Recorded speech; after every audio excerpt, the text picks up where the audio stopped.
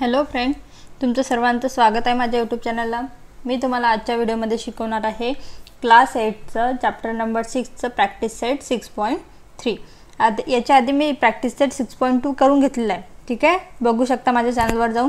तर हे बघा, प्रॅक्टिस सेट 6.2 मध्ये आपण कसे एक्झाम्पल सॉल्व केले a क्यूब प्लस b क्यूबच्या फॉर्ममधले, ठीक आहे। तर आपल्याला प्रॅक्टिस सेट 6.3 मध्ये कोणते सॉल्व करायचे आहेत? a क्यूब मायनस b क्यूबचे। हे बघा, हे दोन्ही फॉर्म्युले इथे दिलेले आहेत। a क्यूब प्लस b क्यूबचा काय होता? a प्लस b, दुसऱ्या सेकंड ब्रॅकेटमध्ये a square minus ab plus b square, आणि a क्यूब मायनस b क्यूबचा बघा a minus b a square plus ab plus b square. हे बघा, हे फॉर्म्युले लर्न नाही करायचे, फक्त लक्षात ठेवायचे। हे बघा, a क्यूब प्लस b क्यूबच्या फॉर्म्युल्यामध्ये इथं काय साइन आहे? प्लस आहे, आणि इथं a मायनस bच्या काय आहे? मायनस आहे।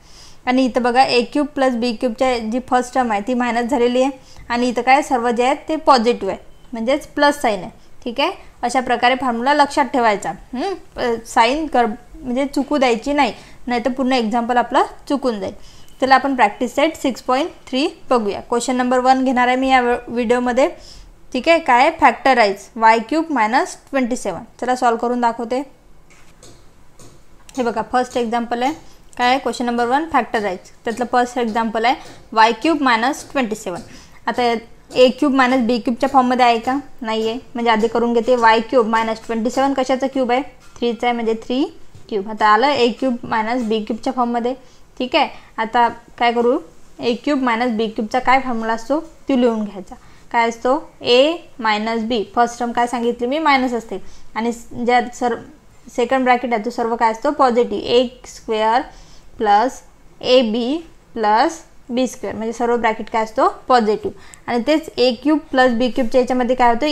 इथं मायनस साइन होते, ठीक आहे। असं लक्षात ठेवायचं।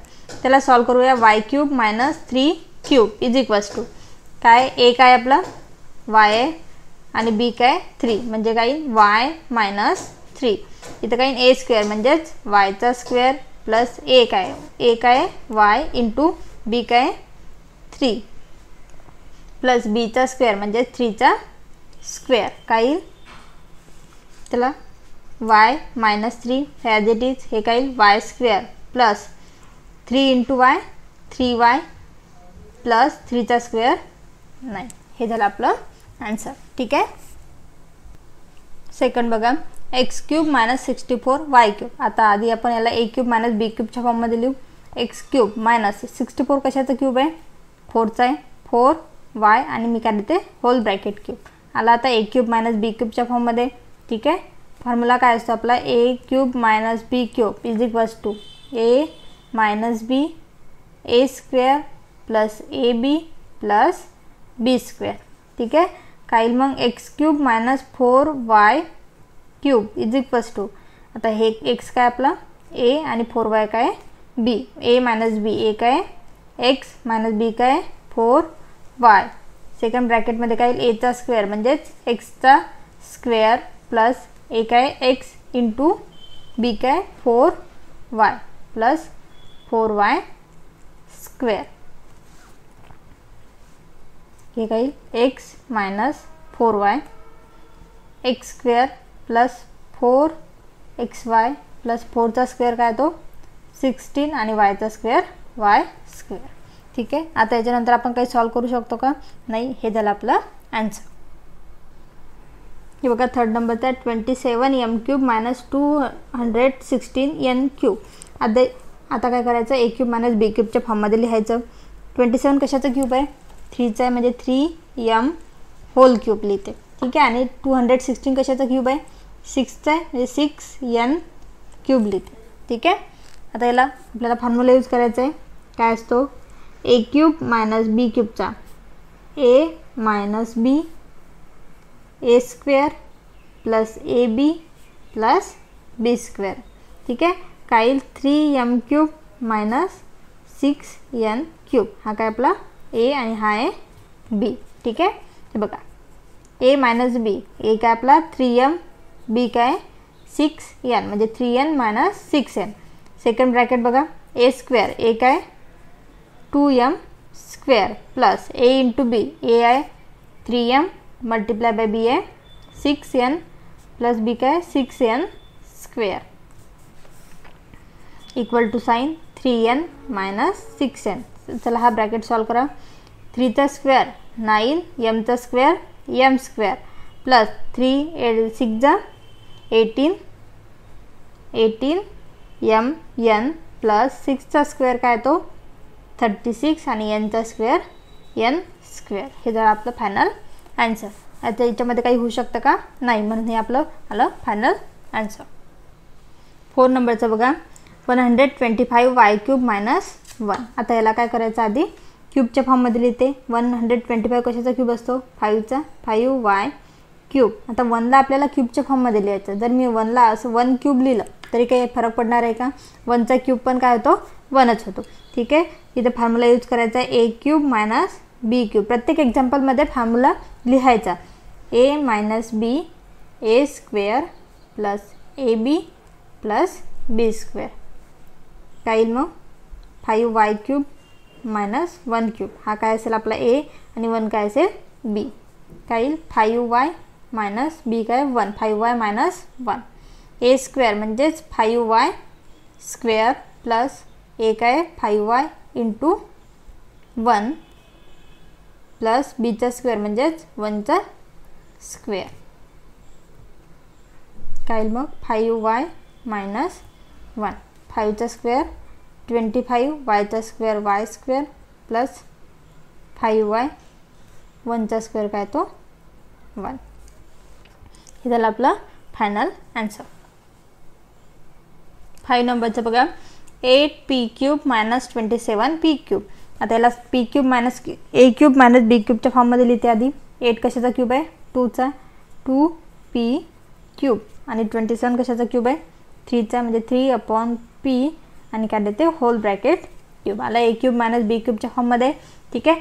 आता याला फॉर्म्युला यूज करायचा आहे आपल्याला a³ मायनस b³ काय असतो a minus b a² plus ab plus b². ठीक आहे. म्हणजे काय 2p³ minus 3/p³ is equals to a काय आपला 2p आणि b काय 3/p. काय मग a 2p मायनस b काय 3/p. सेकंड ब्रॅकेटमध्ये a² म्हणजेच 2p² plus a into b. a किती आहे 2p into 3/p plus 3/p². आलं. चला फर्स्ट ब्रॅकेट काय येईल as it is 2p minus 3/p. 2चा स्क्वेअर 4 pचा स्क्वेअर p² प्लस. आता बघा हे दोन टर्म काय आहेत मल्टिप्लिकेशनमध्ये आहेत. म्हणजे हा p आणि हा p काय होते कट होऊन जाईल. म्हणजे 2 3 जा 6 प्लस 3चा स्क्वेअर 9 आणि pचा स्क्वेअर p².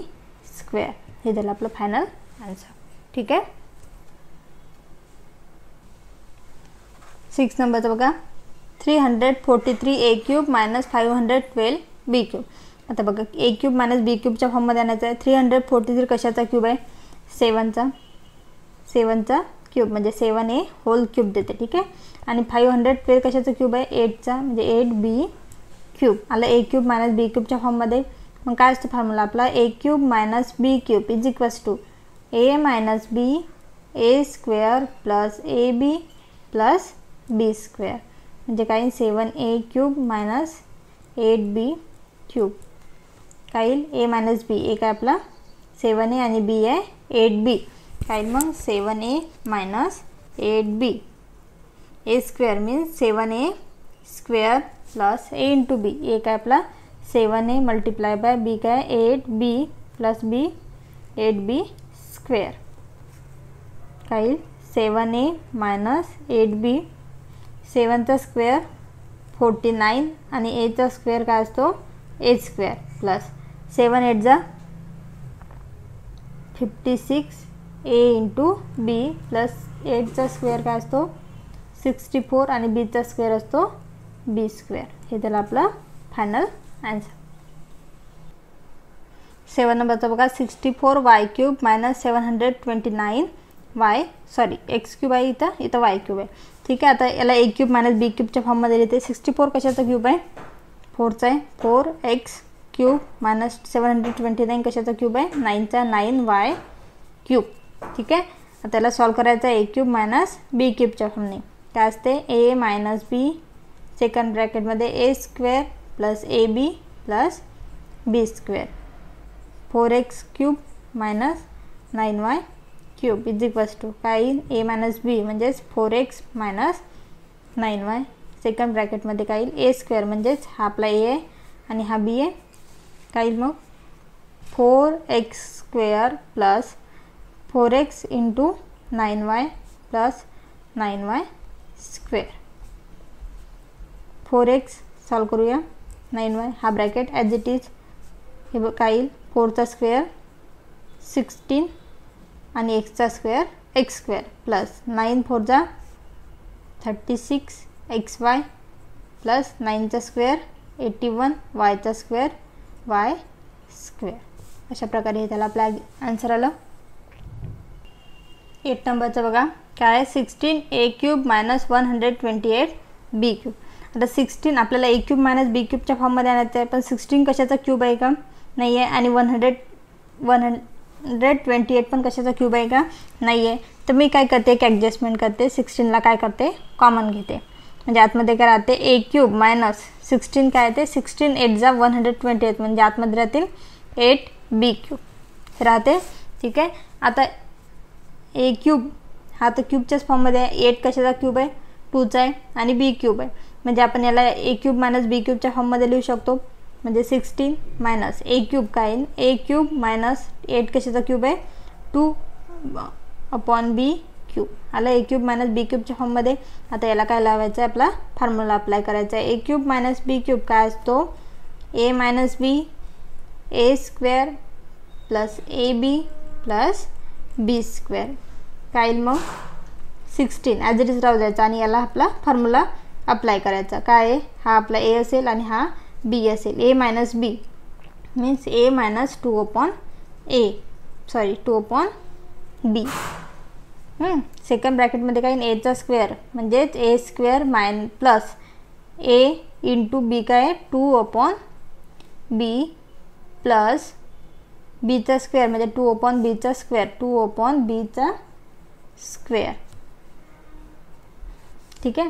म्हणजे 16 ए मायनस 2 अपॉन बी हे काय येईल? ए स्क्वेअर प्लस 2a अपॉन बी प्लस 2चा स्क्वेअर काय असतो?